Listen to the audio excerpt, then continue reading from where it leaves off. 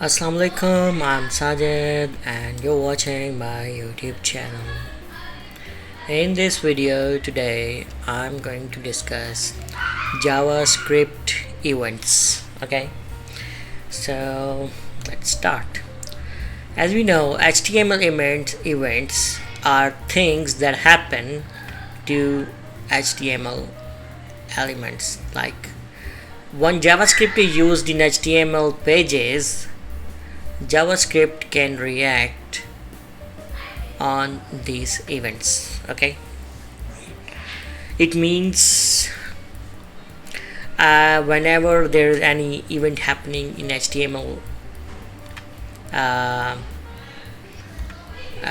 elements, we can, in response to that, we can associate some JavaScript, and when something happens we can execute some code. So this is sort of JavaScript reaction on those events. So we will see examples below and things will be more clear. So HTML events, okay, so HTML events, and HTML event can be something the browser does or something a user does, right? So you can do something or either browser can do something, and in response to that an event happens, and in response to that we can execute some JavaScript code, right? So here are some examples of HTML events. An HTML web page has finished loading, an HTML input field has changed, an HTML button was clicked.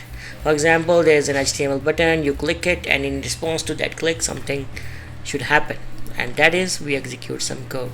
Similarly, there is some input field, you put some text, some data, some number into it, it means some change has happened, and in response to that we can execute some code.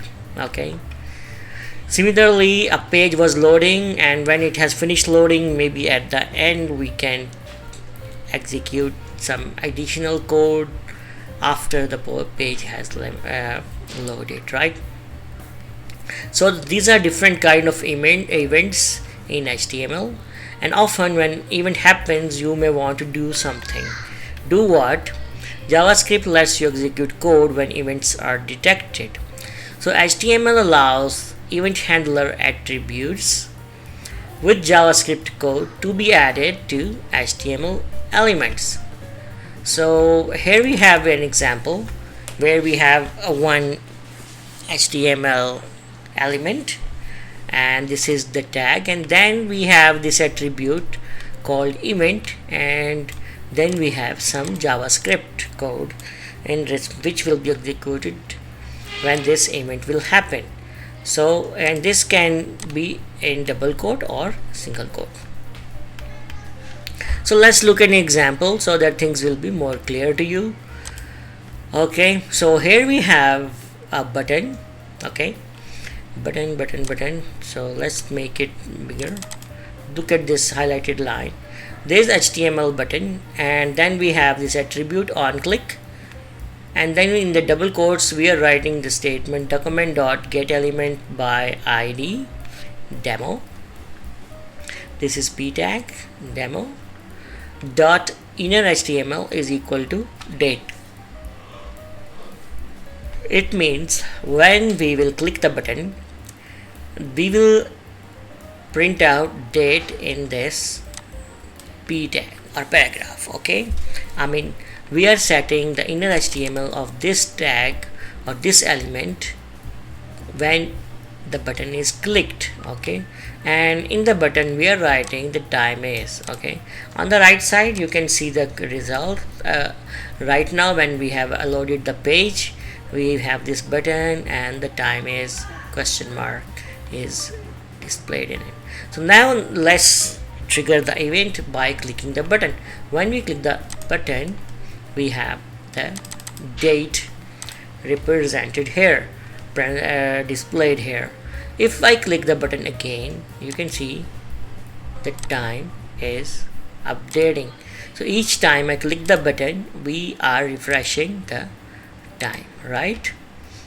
So now you understand that we have one HTML element button, and it has an attribute which is on click, right, which is actually an event. And when this event happens, like when I click the button, one JavaScript code is executed. Okay, right.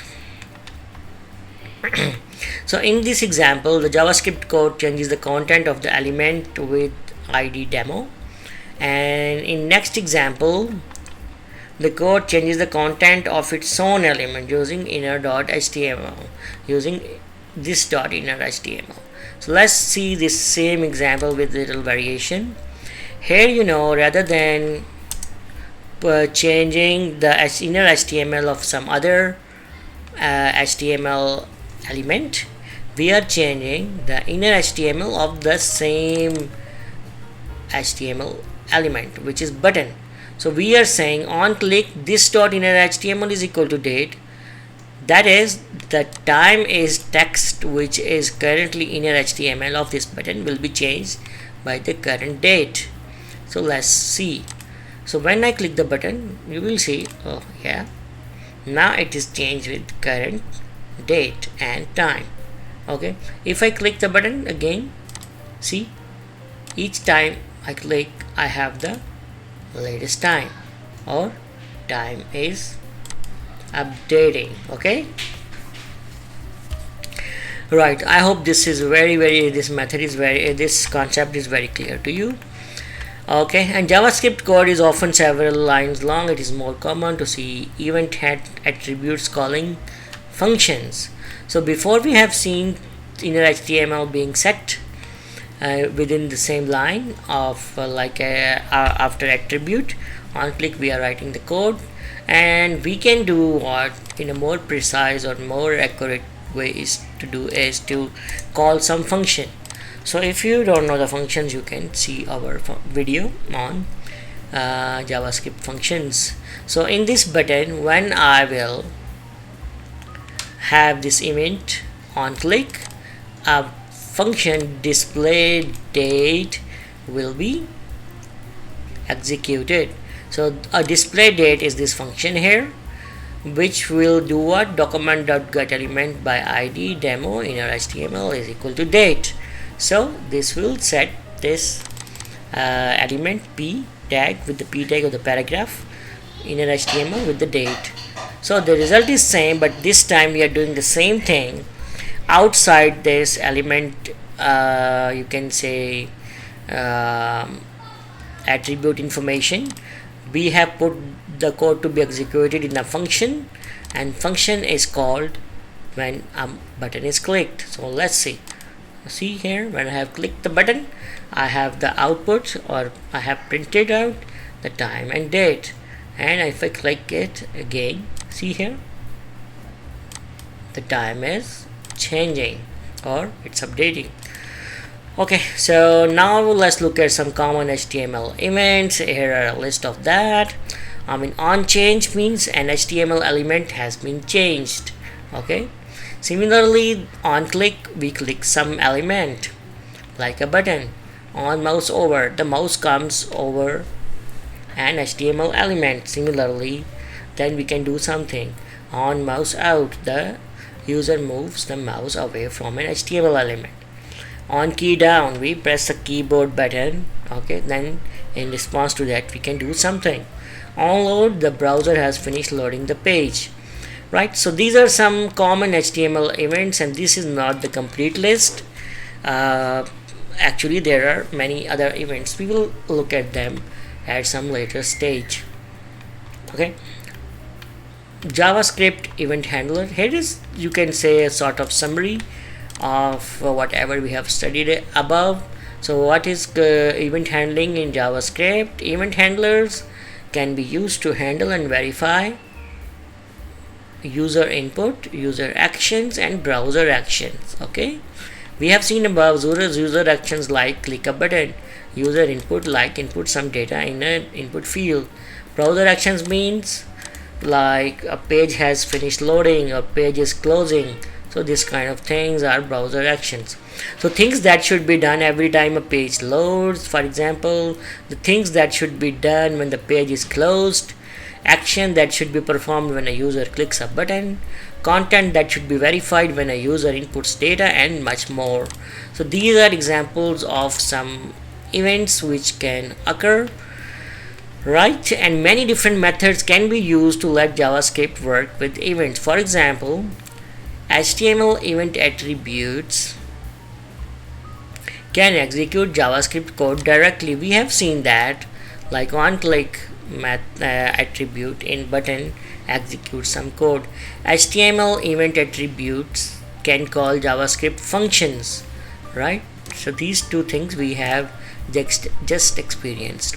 You can assign your own event handler functions to HTML elements. So you can make your own event handlers, and you can prevent certain events from being sent or being handled, and much more. So this is very interesting topic where you can do a lot of things with these events, and in response to that you can write your code according to your requirements. So I will wrap up my video here. I hope this has been informative for you. If you have any question, you can ask in the comment section. If you like the video, please share with your colleagues, friends, and subscribe my channel to get more videos. I'll be back with next video. Till that time, take care, bye bye, and Allah Hafiz.